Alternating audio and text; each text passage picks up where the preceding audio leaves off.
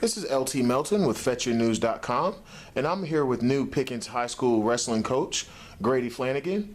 Coach, tell us a little bit about your background and how you came here to Pickens County. Well, I grew up in Winder, Georgia, over near Athens, and joined the military out of college. Went to the Air Force, and after doing that for a couple of years, decided I wanted to continue with school. Finished a bachelor's degree while I was in there. Came back, got my master's in teaching at Piedmont College, and as I was finishing that up, a job opening came up on Teach Georgia, and for economics, which is what I teach, and I sent my resume in, and then the former principal, Mr. McDonald, called me up and came out for an interview, and I guess I was the best candidate for the job, so they hired me. So, and I wound up here 3 years ago, and it's been a whirlwind ever since. Well, Coach, I'd like to say from FetchYourNews.com, thank you for your service. I'd also like to ask you, now, this is your first year as the high school coach. You were the middle school head coach last year. Talk a little bit about the differences and some of the responsibilities that you've had as a high school coach as opposed to a middle school coach. Well, the biggest difference really is just the size of the program and the length of the schedule. In middle school, we usually end, most middle schools end at Christmas. We took it a little bit further, went to state, which is in the middle of January. With high school, you go late October until late February, so it adds about a month and a half onto your schedule. And then you're also dealing with a bigger scale. Middle school wrestles, really local stuff. We wrestle at high school. We wrestle a whole lot more tournaments. We deal with obviously more financial issues, having to raise more money. The officials cost more. We've got to provide mats. We've got to do all kinds of stuff. And at the middle school level, really, we just had to, keep the kids on the bus and not lose the kids, and we were having a good day. So a little bit different. Now, being a high school coach, obviously you have more responsibility. It's a bigger issue. But do you feel that having been a middle school coach, that helps you build the overall program? Yes, sir. That's been one of the best things. Is our number one goal when we started this season was to get the numbers up. The program was down for whatever reason. Finished with 7 to 10 kids at the end of last year. Had a lot of injuries, had a lot of kids quit, had a lot of kids walk away. Coincidentally, we don't have a junior class, right? We have one junior on the team. So the first goal was to get kids out, and because I was the middle school coach last year, something like 12 out of the 15 eighth graders I had have come out and are wrestling for us now as freshmen. The unfortunate side of that is some of those kids are wrestling varsity when they should be wrestling JV, but they're doing a good job, and they're hanging around, and I guess they like me, so I can't shake them off with a stick, and that's been a big plus. Plus, it's allowed me to coordinate more with the current middle school coaches on, who's a good wrestler, who's not a good wrestler, what are some good things to do. They're also it's easier for them to coordinate with me on, hey, we need this or we need that kind of, if you could help us out getting this kind of stuff. I know what they're talking about. It's it's not a foreign world down there. Now, when you have a young team like you have, you're trying to build that program. How do you go about building that program so you get to a level where you're competitive in the region and in the state, especially with a team like Gilmer that is in your region, a perennial power? Obviously, the goal is to be at that level or competing at that level, but this is your first year. This is basically not a new program, but for you it's a new program. So how do you start that process? The first thing we had to do was sit down with the kids and explain to them, what our goals were and what our expectations were. We had several seniors, some that finished on the team last year, some that have come back since, in the last couple of years, maybe they went away from wrestling, they've come back. We sat down with them first and we explained to them, listen, it's going to be rough. And they understand that, and they've bought into that. They know that their success is determined 3 or 4 years from now when we are competing, when those young kids get up here. The middle school program is really good, and our young freshmen and even our sophomores are pretty good. When those kids get up to be seniors and juniors and are wrestling varsity, those seniors that we have now know that they were the beginnings of that. That's been the first step. The second step has been just to kind of pull along our freshmen and put them in situations where, if we think they can be successful, excuse me, if we think they can be successful in a tournament or in a varsity duel, we'll put them out there. Teaching them that you learn a lot from defeat, teaching them that it's okay, that, we're not expecting them to go out and win state championships right now. We're expecting them to wrestle, get better, so that, if you lose a match by pin in the first 15 seconds, well, you know what, your next goal, lose a match by pin in the first 30 seconds. Let's extend it out a little bit to the point to where, eventually we're not getting pinned. Eventually we're only giving up 3 points in a match. And then eventually they'll turn around and we'll beat people.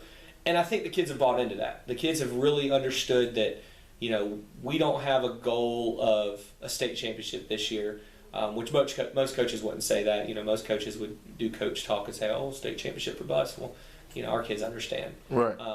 They understand that our goal is to, in 3 or 4 years, to be at a state championship level. Now, having said that, and obviously, like you said, your goal is to build a program. When you're dealing with the young guys, especially, wrestling is a unique sport where no matter who you are, how talented you are, generally your first year you lose a lot, as you said. You have kids. How do you keep them coming back, or how do you plant those seeds so that they don't get frustrated with the losses and not want to continue and get better? I think the biggest thing that we've done is we've put zero pressure on the kids. We are very honest with them. We're very straightforward. If a kid's going to wipe the mat with them, then we're going to say, hey, this kid's likely to beat you. You need to just go out there and show some toughness and show them that winning will come. It's the learning that we're looking for now. And so doing that, and then we try to just make things fun for them. We try to have a lot of fun at practice. We work. I mean, any of the kids that come in here know and could tell you that, we work our butts off in practice every single day. But we try to make it fun. We don't yell at them. We don't call them names. We don't insult them, because we tell them we understand you're young and you're gonna struggle. And every once in a while we have to get on them a little bit about attitude and stuff. But the biggest thing has been to just kind of put our arms around them and say, hey, listen, remember what the goal is. Remember what the goal is. And every day we talk about the focus, and every day we talk about the goal. And that's been the biggest thing. That's the biggest thing in keeping these kids out, because that is our biggest concern with wrestling so many young kids, that they're going to get burnt out and get beat. And when they get beat, they're going to give up. And so far, it's been pretty good. They've kind of settled down and understood what we're going for. And I think that's helped them out a lot. Now, as far as technique, what do you prefer? Are you a Granby guy? What are some of the schools of thought that you're implementing here at Pickens High School? We work strongly on the Granby system.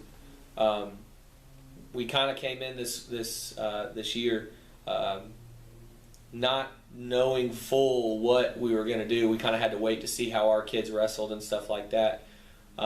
Knowing that they had gotten limited technique in middle school, and then with so many young kids, and then the older kids that were still here, they were limited in the different techniques that they knew. So we kind of felt it out a little bit for the first couple of weeks, knowing that we wanted to work some Granby stuff, but we also like to work a lot of single legs and stuff like that, because a lot of times it's hard to grab two people's legs, and you got to be a little bit more explosive. We're not the most athletic group, so.